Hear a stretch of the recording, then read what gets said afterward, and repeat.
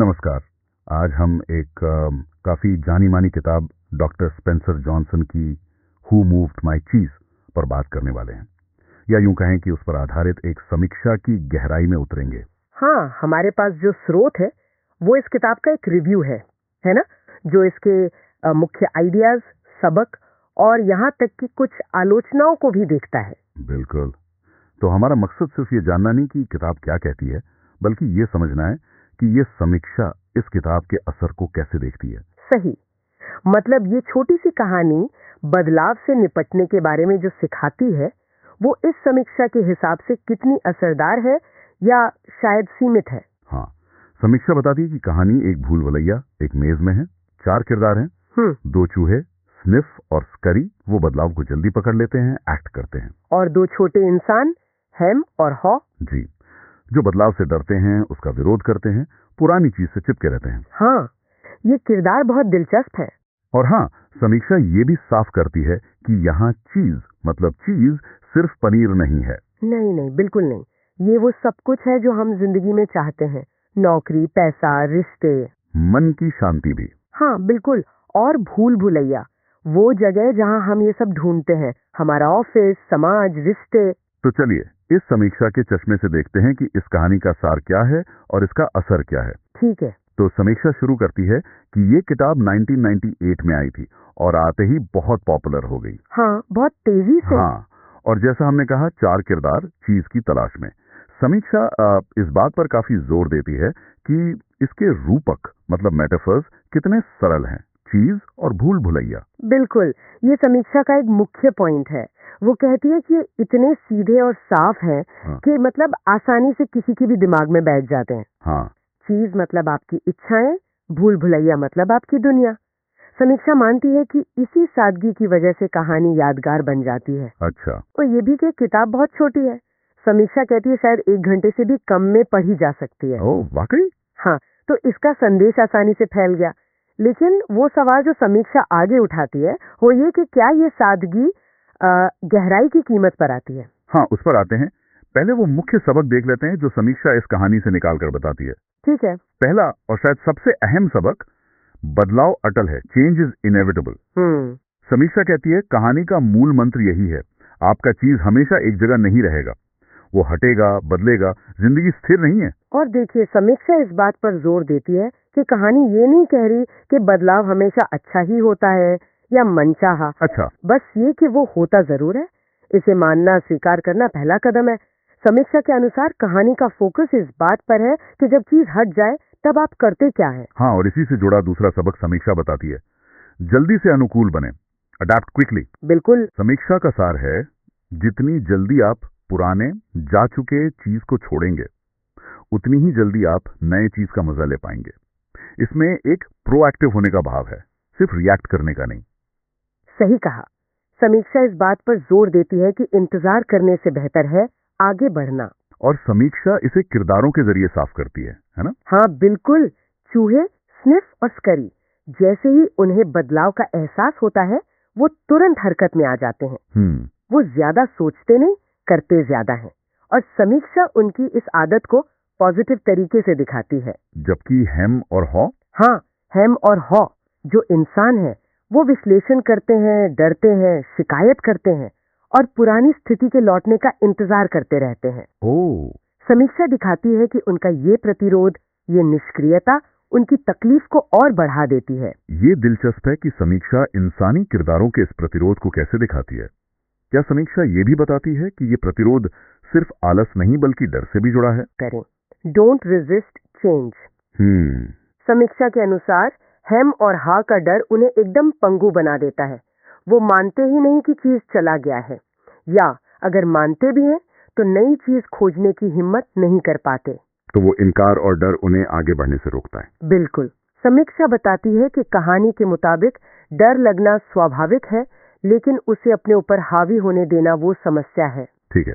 और फिर चौथा सबक जो इसी से जुड़ा है, आगे बढ़ते रहें, कीप मूविंग। हाँ, समीक्षा इस बात पर जोर देती है कि हा किरदार को, जो इंसानों में से एक था, उसे आखिरकार ये एहसास होता है कि खाली चीज स्टेशन पर बैठकर इंतजार करना ज्यादा डरावना है। हाँ, बजाय इसके कि वो अनिश्चितता से भरी भूल भुलैया में वापस जाए और कुछ नया खोजे।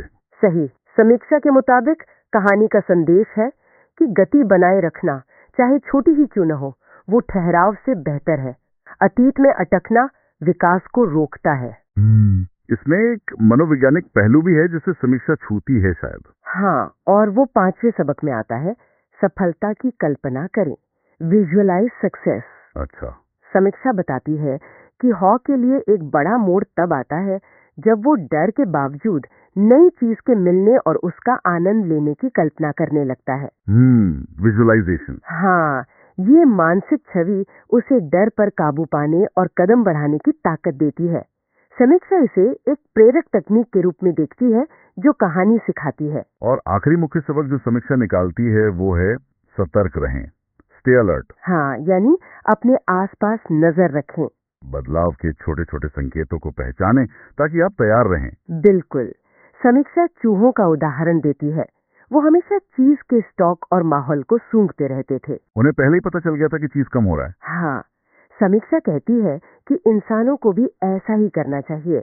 अपने करियर में, रिश्तों में, स्वास्थ्य में क्या चीज कम हो रहा है, क्या माहौल बदल रहा है।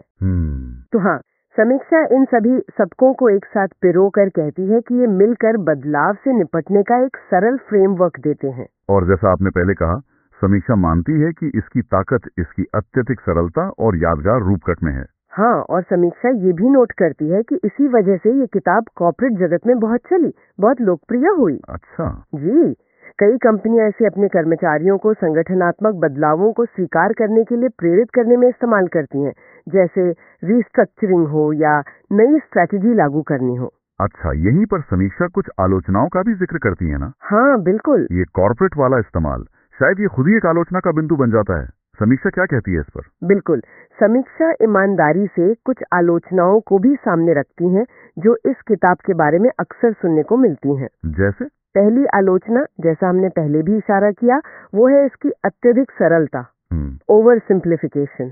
कुछ आलोचक समीक्षा के अनुसार मानते हैं कि कहानी जीवन की जटिलताओं को, खासकर मुश्किल बदलाव जैसे नौकरी छूटना या किसी अपने को खोना, उसको बहुत आसान बना देती है। मतलब बस आगे बढ़ो वाला संदेश। हाँ, जो शायद हर स्थिति में काफी न हो या संवेदनशील ना लगे। यानी ये थोड़ा सतही लग सकता है कुछ लोगों को। हाँ, और इसी से जुड़ा दूसरा बिंदु समीक्षा उठाती है कि ये दोहराव वाला, रेपिटेटिव महसूस हो सकता है। अच्छा। संदेश सीधा है और कहानी में बार बार उसी को अलग अलग तरीकों से कहा गया है। कुछ पढ़ने वालों को ये उबाऊ लग सकता है। और तीसरी आलोचना, वो कॉर्पोरेट इस्तेमाल वाली। जी, तीसरी आलोचना जो समीक्षा दर्ज करती है वो ये है कि ये कभी कभी व्यक्तिगत विकास के बजाय कॉर्पोरेट एजेंडा को साधती हुई लगती है। अच्छा, कैसे? आलोचकों का कहना है, जैसा समीक्षा बताती है, कि ये कर्मचारियों को मैनेजमेंट द्वारा लाए गए किसी भी बदलाव को बिना सवाल किए चुपचाप मान लेने के लिए प्रोत्साहित करती है। ओह, चीज हिल गया है तो शिकायत मत करो, नया ढूंढो। हाँ, ये संदेश कुछ लोगों को मैनेजमेंट के प्रति जरूरत से ज्यादा आज्ञाकारी बनाने वाला लग सकता है, खासकर अगर बदलाव कर्मचारियों के हित में ना हो। ये एक अहम नुक्ता है। समीक्षा इन आलोचनाओं पर अपना क्या नजरिया रखती है? क्या वो इन्हें खारिज करती है या इन्हें महत्व देती है? देखिए, समीक्षा इन्हें खारिज नहीं करती, वो उन्हें वैध मानती है और स्वीकार करती है कि हर कोई इस सरल नजरिए से सहमत नहीं होगा। समीक्षा ये भी मानती है कि कहानी प्रैक्टिकल कदम दर कदम समाधान नहीं देती कि डर से कैसे निपटें या नए अवसर कैसे खोजें। ये मुख्य रूप से मानसिकता, मतलब माइंडसेट बदलने पर फोकस करती है।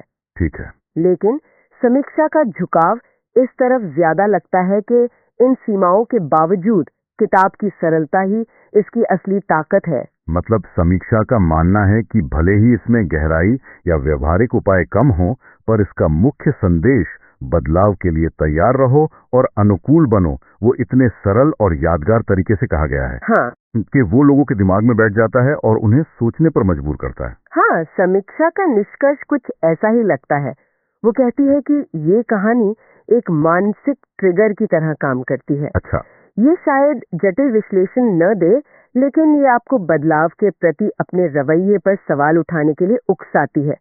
समीक्षा मानती है कि ये हर किसी के लिए नहीं हो सकती, लेकिन बहुत से लोगों के लिए, खास तौर पर जो किसी बदलाव के दौर से गुजर रहे हैं, ये एक उपयोगी और प्रेरक पाठ हो सकता है। तो इन सब बातों को ध्यान में रखते हुए समीक्षा अंत में क्या रेटिंग देती है और उसका अंतिम फैसला क्या है? समीक्षा इसे 5 में से 4 स्टार देती है। 4 स्टार, ठीक है। हाँ, उसका अंतिम निष्कर्ष ये है कि हु मूव्ड माई चीज एक तेज, आसानी से पचने वाला और प्रेरक पाठ है। ये उन लोगों के लिए खास तौर पर प्रासंगिक हो सकता है जो करियर, पढ़ाई या निजी जीवन में बदलावों का सामना कर रहे हैं। अच्छा। समीक्षा ये भी कहती है कि हालांकि बहुत गहरी या विस्तृत नहीं है, फिर भी एक शक्तिशाली मानसिक छवि बनाती है। भूल भुलैया, चीज, चूहे, इंसान, हाँ, वो याद रह जाते हैं। बिल्कुल, जो पढ़ने वाले को बदलाव के बारे में एक अलग नजरिए से सोचने में मदद करती है। ये एक छोटा सा उपकरण है, लेकिन समीक्षा के अनुसार ये मानसिकता बदलने में काफी प्रभावी हो सकता है। तो कुल मिलाकर इस समीक्षा के विश्लेषण से जो बात निकल कर आ रही है वो ये है कि हु मूव्ड माई चीज की सफलता का राज इस समीक्षा के अनुसार इसकी कहानी की अत्यधिक सरलता और यादगार रूपों में छिपा है। हाँ, ये बदलाव को स्वीकार करने और अनुकूल ढलने का एक सीधा संदेश देते हैं। बिल्कुल। समीक्षा ये भी मानती है कि हालांकि इसकी सरलता और कॉर्पोरेट जगत में लोकप्रियता की वजह से इसकी आलोचना होती है, और समीक्षा ने ये भी दिखाया कि कैसे एक सरल कहानी जटिल विचारों को बताने का एक शक्तिशाली माध्यम बन सकती है, भले ही उसमें गहराई की कमी महसूस हो। हाँ, और ये हमें सोचने पर मजबूर करता है ना। समीक्षा ने रूपक की शक्ति पर प्रकाश डाला। बिल्कुल। ये विचार करने लायक है कि हम अक्सर जीवन की जटिलताओं को समझने के लिए ऐसी ही सरल कहानियों या रूपकों का सहारा लेते हैं। हाँ, जैसे कछुआ और खरगोश। हाँ, या लोमड़ी और अंगूर, या आजकल के मीम्स भी, ये सब जटिल विचारों को सरल पैकेजों में पेश करते हैं। सही काम। हु मूव्ड माई चीज भी इसी परंपरा का हिस्सा है।